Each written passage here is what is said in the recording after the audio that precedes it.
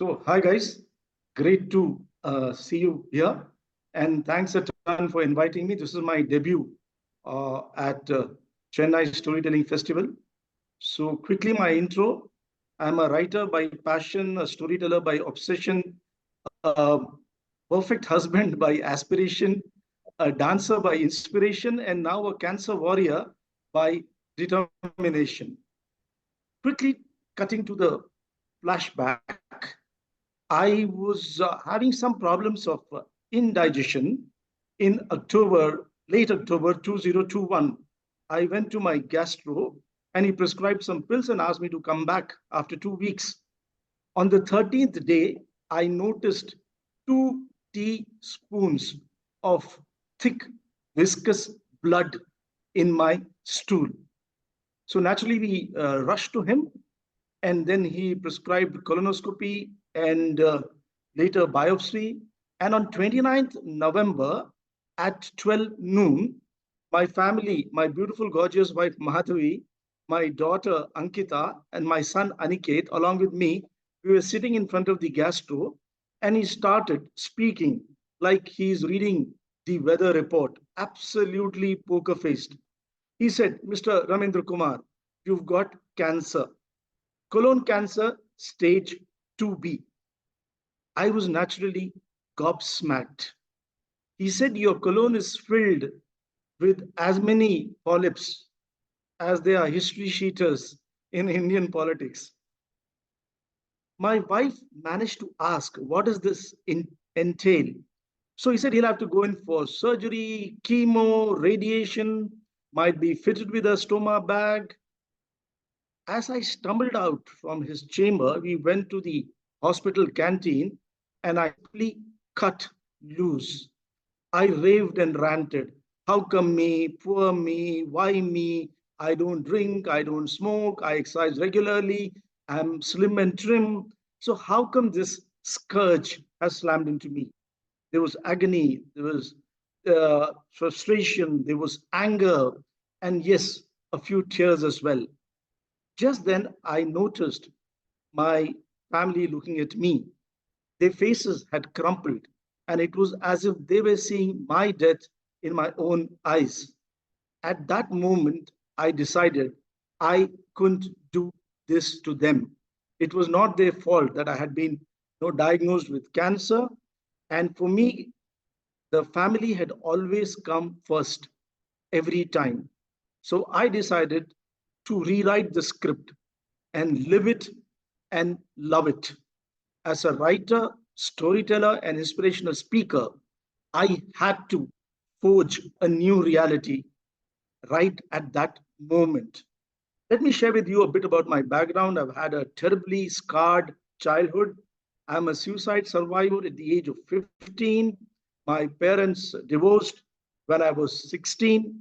I suffer from a condition called brittle diabetes, where the sugar levels go to a level of 46, 47 early in the morning and zoom to a high of 512 hours later.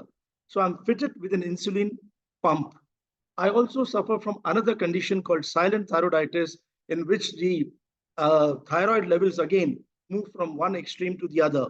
In 2015, there was a polyp growing near the vocal cords, and I was losing my voice, and I had to be rushed from Rourkela, where I was working, to Hyderabad for a very critical surgery. In between, I had also survived 2 bouts of COVID and tuberculosis. All this I had managed with my mantra of battling every tumor with humor. And I decided this was the time to go back to my credo, my philosophy, my mantra once again. So, over a period of 1 year, I uh, underwent 3 septic shocks. The probability of surviving one septic shock is only 20 to 30%. 3 times I knocked on the door of death, shook hands with Yamraj, and walked back again. I endured 4 major surgeries, 10 rounds of chemo, my hair is back, 3 rounds of radiation, and I was in the ICU for 40 days. Through it all, how did I manage? How did I cope? The humongous, rock solid support of my three angels, Madhvi, Ankita, and Aniket, who I call Ma. Amitabh Bachchan had his Ma in Diwar. My Ma was my family. They were with me throughout, trying to make sense of the reports, talking to the doctors, taking me for scans, blood tests, managing the insurance, trying to, get the finances together. And it was like hell for them every day because they wouldn't know when they met me in the morning at around 9:30 or 10, and they later visited me at 3:30 or 4 in the afternoon or evening, whether they would find me alive or I would have just gone away. So throughout all this, they never ever gave me a glimpse of the Hades, of the hell I was walking on a day and back again. They never ever pressed the panic button. My wife was my rocking angel. She played her Savitri to my Satyavan, bringing me back from death almost three times. My kids, Ankita and Aniket, usually children of this age, give logistic support. They give you the best hospital, the best treatment, the best doctors, but they don't give their time, energy, and effort. My children had put their lives and their careers on hold for those 3, 4 odd months, and they were around their papa and mummy. I would like to relate one particular incident, which is almost surreal. On 16th, when I suffered my first septic shock, the doctors called my family and said that you can have a look at him because he's not going to survive. My blood pressure had gone down to 55, and despite the best medicines known to the doctors here or anywhere else in India, it was not going up.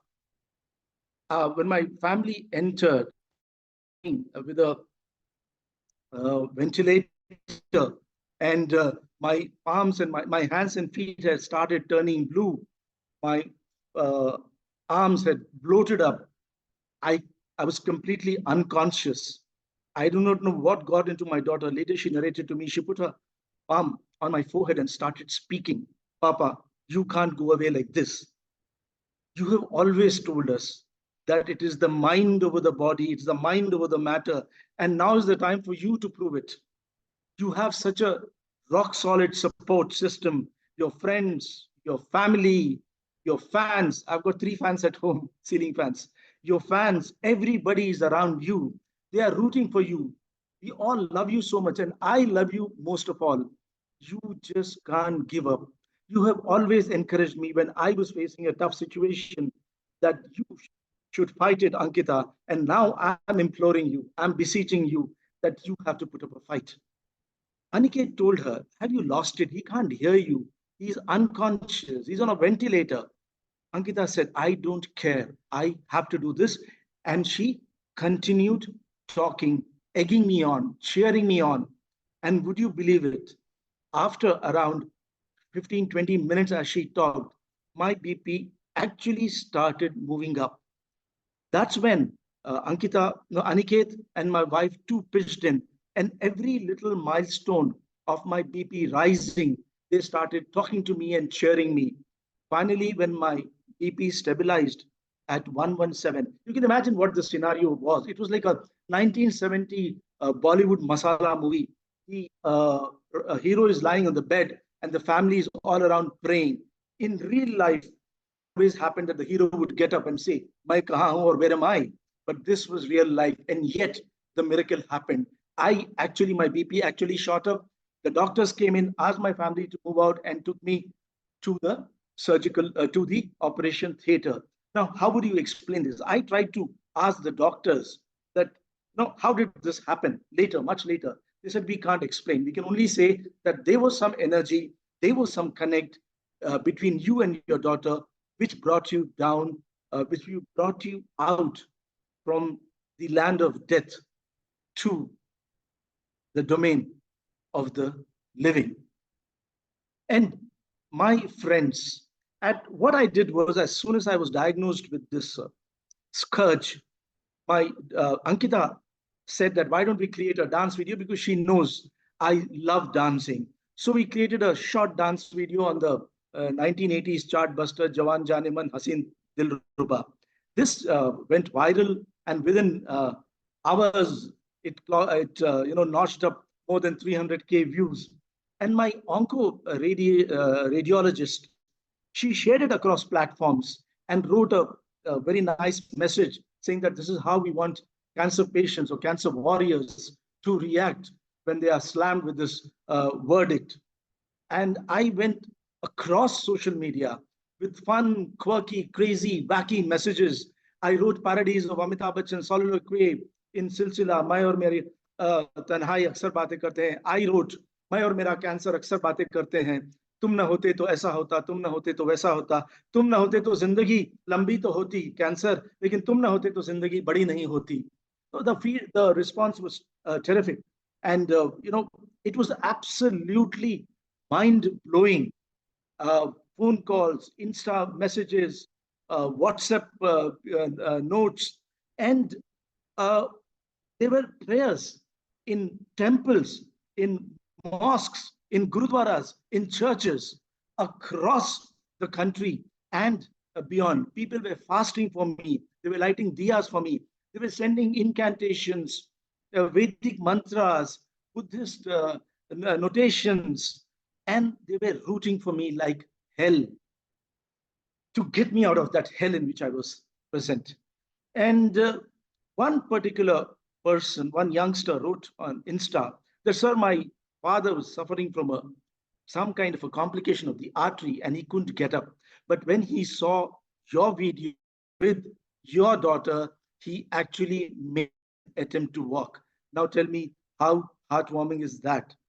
One of my writer friends compared me to Rafael Nadal when he was playing Wimbledon while battling an injury in his abdomen. She said, Rafael Nadal is hero number one, and for me, Ramen, you are hero number 2.0. And then another friend of mine, she was having an argument with a colleague, and the colleague said that, Anand, Rajesh Khanna's role in Anand, if you guys remember, is highly romanticized. Nobody is like Anand. So she said, you go and have a look at Ramendra's Facebook page. He's Anand 2.0. There was this director of Indian Institute of Mass Communications who wrote a column on me in two papers regarding my fight with cancer. My daughter's friend, she's the first Indian female vegan to climb Mount Everest. And when she reached the summit of Mount Everest, she thanked the Lord. She thanked her parents and prayed for my health. Now tell me, ladies and gentlemen, which damn scourge could have got the better of me when I had this amazing, awesome, incredible support? So a year later, I was declared cancer-free, but I went through hell even after being released from the hospital, because whenever I would see my reflection in the mirror, I consider myself reasonably good looking. But what I saw was only skin and bone. I had lost 17 kg. I couldn't walk for a few days. And I even Googled euthanasia or, mercy killing, or I tried my best to, battle this huge tides of depression which would slam into me. And because I was dependent on my wife, on my kids for even the smallest of things. But gradually, my family and I clawed back. And within, the doctors were saying it might take you a year to walk. Within 6 months, I was in Bhubaneswar. I'd gone from Bangalore to Bhubaneswar. And there in an international storytelling festival, I was actually telling stories, sharing my journey, and dancing to the Natu Natu number. So here I would like to share a few coping mechanisms. First and foremost, pursue a passion. And these coping mechanisms are not only for cancer, they are for any kind of crisis, whether it's a divorce, whether it's an accident, death of a loved one, or any tough situation. First and foremost, pursue a passion, whether it's gardening or writing. For me, it's writing, or singing and dancing. My wife's passion is improving me. For the last 35 years, she's trying to improve me. It's a work in process, but there's no progress. So if once you have a passion, then those negative thoughts will not intrude into your mind space and you can concentrate on that. Secondly, live in the here and now, not the anxieties of the regrets of the past or the anxieties of the future, but in the present moment. For me, mindfulness helped me reach that here and now state. And within a few days from my discharge, I had gone back to my structure of writing, and after a few months to online storytelling, and after 6 7 months to offline performances. And during this period I wrote my first book, which is based on a story of a grandpa and a grandchild. The grandpa is diagnosed with cancer, and how the grandchild helps him cope with the scourge, with the situation, how she motivates him, inspires him, and helps him normalize this deadly, dreaded disease, is what this book is all about. It's on Amazon. It's my first baby after my cancer recovery or cancer verdict. So I request you to do pick up a copy from Amazon. And this helped me so much in concentrating on what is tomorrow rather than what happened yesterday. Then I also would like to tell you about a small concept which I've created. Uh, in this rodent race called life, we forget to invest in relationships. You've heard of anytime money card, ATM card, automatic teller machine, ATM card. I have created my own little concept called ATM card or anytime memory card. What you need to create this card are only two four-letter words: love and time. This card cannot be torn, cannot be lost, cannot be destroyed. And irrespective of the vagaries of the stock market, it keeps growing in value. In fact, it has no value because it is priceless. So create memories with your friends, with your relatives, doing simple things, doing silly things. I created a bunch of truckload of memories with my kids when we used to go dancing. We had a Papa's Day out. We would send Madhvi to the office and we would chill. And so many things. I'm sure each of you can create memories and keep stocking these memories, keep uh, adding these memories to your ATM card, anytime memory card. And when you are down and out, encash this card and enjoy. Also, create an ecosystem of positivity with your friends and your relatives. This ecosystem will not help you live to 104 years, but every moment will be a more fulfilling and enriching one. This ecosystem will provide you succor, solace, and strength. And finally, for me, the most important coping mechanism is taking humor seriously. We are so bogged down by our trivial troubles that whether it's a bum on the boil or a boil is or a bum is on the boil, we tend to get completely lost in these moments, of for me, why me, etc., etc., etc. So I say, if you have to take anything seriously, take humor seriously, and try to look for the ridiculous in the sublime. It's very, very difficult, but do try it, and I'm sure you will succeed. I'll give you two examples. When I was in the midst of my cancer ordeal, the treatment was happening. A friend of mine rang up, a doctor friend, and he said, Ramin, what have you been doing? You've been sharing all across social media platforms, talking to your friends and relatives and whatnot, and you've gone outwards. Now you should look inwards, become antarmukhi. I told him, boss, for the last 6 months, I feel half of Bangalore has been peering into my rectum, and my rectum has got more eyeballs than the Natu Natu dance. How much more antarmukhi should I get?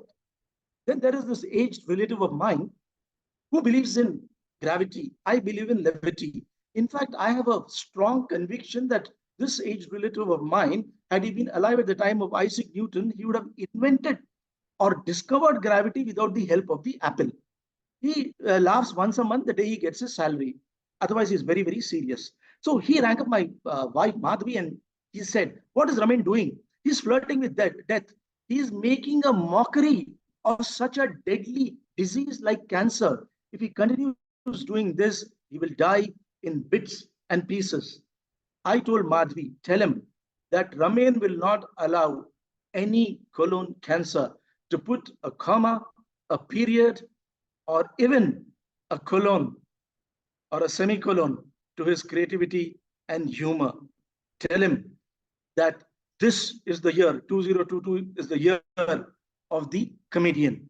Zelensky in Ukraine, Bhagwan Man in Punjab, and hopefully Ramendra Kumar in Bangalore. Finally, tell him Ramen believes in two great philosophers. 1975, Gabbar Singh, who declared, Jo dar gaya, samjho mar gaya. And 2022, the great philosopher Pushpa, who said, Main chukega nahi. Finally, friends, let me just read out a very short poem dedicated to all cancer warriors and their beautiful, lovely caregivers. It's called The Cancer Warriors. As I stumbled through the dark night with not a shard in sight, the black became blacker, the night a darker night. I had, I had plunged into despair from a state of happiest high, fighting a malady that was smothering my every sigh. Why me? Poor me, I raved and ranted. Then I saw three anxious faces, the look in their eyes so haunted. I decided to fight the scourge, slammed the damn tumor with my precious weapons of musty and humor. I decided to fight the scourge, slammed the damn tumor with my precious weapons of musty and humor. My three hearts ensnared me in a web of optimism and love. It was as if three angels had descended from heavens above. Now, sheathed in their empathy and cloaked in their affection, I can fight any malady, battle the worst affliction. Tons of heartwarming messages from friends, followers, and fans have been like myriad oases in arid desert sands. These zillion tiny rainbows have caressed my soul, helping me march towards my only goal. Battered and bruised I might be, but I will just not surrender. I will fight with every heartbeat and smash the savage monster. Battered and bruised I might be, but I will just not surrender.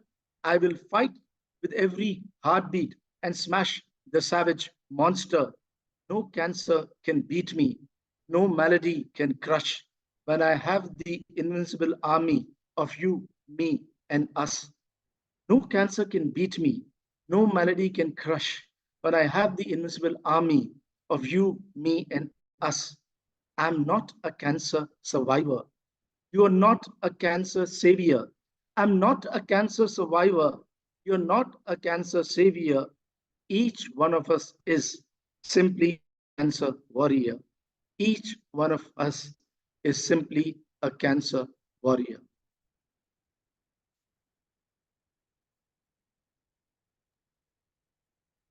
Okay, thank you so much. Thank you for all the coping skills. And I'm wondering if you can say a little more about the mechanics of humor. This is here. Let's go on to gallery view for a moment. Yes. Those of you with your cameras off, if you can turn your cameras on, we're just going to have a little conversation here for a couple of minutes. Many books have been written about humor, about laughter, and the emotions relating to laughter of joy and fun. But there's no clear answer. What makes something funny or what makes something humorous? Can you give any of your thoughts or give examples, more examples? It's basically your attitude, how you look at things. It's entirely up to you how you look at even the worst calamity can have somewhere deep down a touch of humor. And I'll give you an example of a film. Life is Beautiful. I think many of you would have seen it, in which the protagonist is in a concentration camp and with his 7-year-old son. So even in that kind of a situation, he creates a game and tells and convinces his kid that all of them are actually participating in a game. So even in the worst of situation, he evokes humor and helps his son cope with it. So in our concentration camps, which we all undergo, there is always a scope. And it has been, research has proved that humor, laughter, smiles, they release endorphins and chemicals which do your body and your mind so much of good. If you try, I'm sure each one of us can look for the sublime, can look for the ridiculous in the sublime. It's only a matter of the way you're looking at things. I know it's not easy. Like my sister and I, uh, we are from the same genetic background and everything else. She cannot see humor in anything. And I try to see humor even in tumor.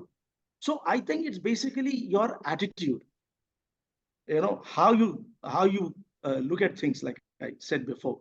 And there are no easy answers, but there is definitely an easy solution. Even in the toughest of times, if you look at the brighter side, definitely you will feel a lot better. And I'm not saying that, like I mentioned, I'm not going to live for 100 years or whatever, but each moment for me and those around me would be far more fulfilling and enriching. I don't wait for the light at the end of the tunnel. I try to run forward, rush forward, grab the light and make it my own. I try my best to do that. It's not easy. It's extremely, extremely difficult. But sometimes when you're battling a scourge like cancer, what is the choice? If I had broken down, would my family have been able to support me? They would have completely collapsed.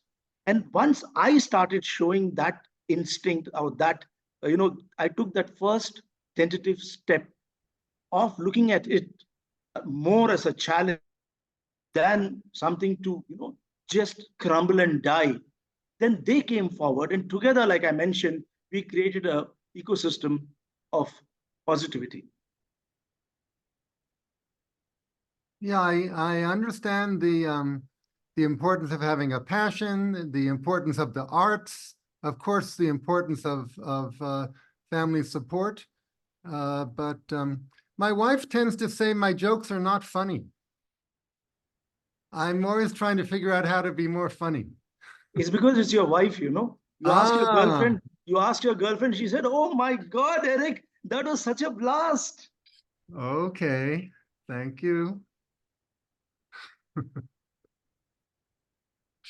All right. Anybody else? Any comments or questions? Any thoughts?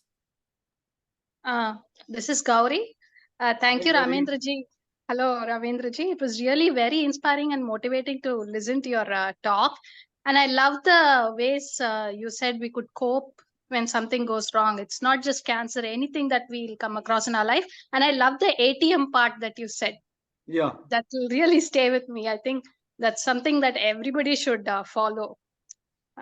Thank you so much, Amendraji. And the poem, it was so good. It summed up everything that you said in a nutshell. I love the poem too.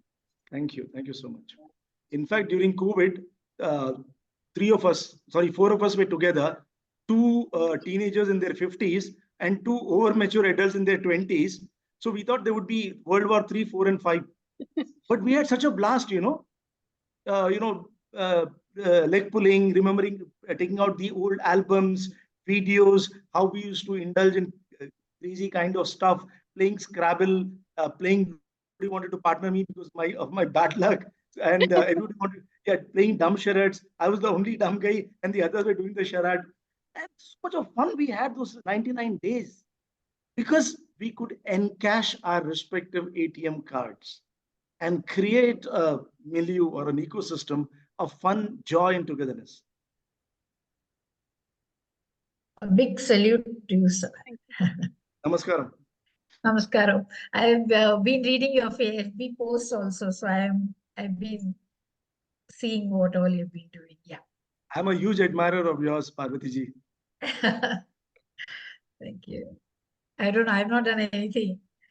but yeah. That's what you think. You're modest. Thank you. Okay, thank you, This is Ramendra. Anag. I just wanted to share. Thank you so much for sharing. And whatever you shared just took me back to the years when my mom was battling cancer and she survived for 7, 8 years. And then, yeah, we again lost her to cancer. But yeah, it just brought back all those memories. And yeah, I think we as a family went through very similarly, like how you did, with full of positivity, a lot of memories made. But then we didn't have so much humor like how you have, because I think it is just, you're just born with so much humor. So, but you're very inspiring. Thank you so much for Thank you. sharing. Thank you so much. It is not easy to share, but thank you so much. Thanks a lot. Thanks a lot. Yeah, even I would like to add here that we have been following you on Facebook and reading your posts, but I think listening to you in person today, and we could get that glimpse of humor really, and Thanks, how it Manisha. can add awesomeness to your life. So thank you for sharing this. It Thank was you. awesome. Thanks a lot. I wish we could put humor in a bottle and sell it. I know, right? It's too delicate for that. Correct, correct. Yeah. Okay, thank you so much. Thank you, sir. Thank you, Eric. Thank you so much.